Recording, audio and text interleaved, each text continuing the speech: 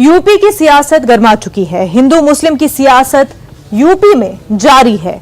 ऐसे में सीएम योगी के हालिया बयान ने आग में घी डालने का काम कर दिया है।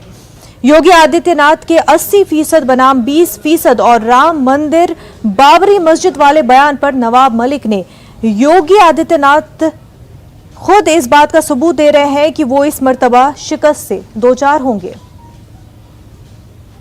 80 बनाम 20% को लेकर जिस तरह से योगी जी ने बयान दिया कि जो लोग राम मंदिर का विरोध करते हैं उनसे मुकाबला 80% लोगों का है, सीधे मुसलमानों के खिलाफ ये बयान उन्होंने दिया है। योगी जी आप शायद इतिहास उठाकर देख लें। राम मंदिर बाबरी मस्जिद विवाद के समय से सभी मुस्लिम संगठन हो, मुसलमान हो, एक ही बात करते थे कि जो कोर्ट का फैसला आएगा हम उसे मानेंगे। भारतीय जनता पार्टी और संघ परिवार के लोग हमेशा कहते हैं कि हम कोर्ट का फैसला नहीं मांगेंगे।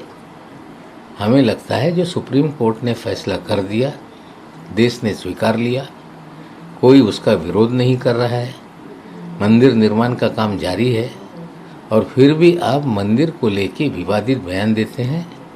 क्या अपने कामों पे आपका भरोसा नहीं? क्या आपकी सरकार राम भरोसे हो गई है?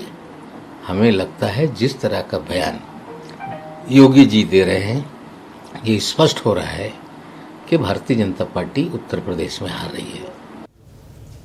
इस वक्त एक बड़ी खबर सामने आ रही है। साबिक वज़ीर आला माया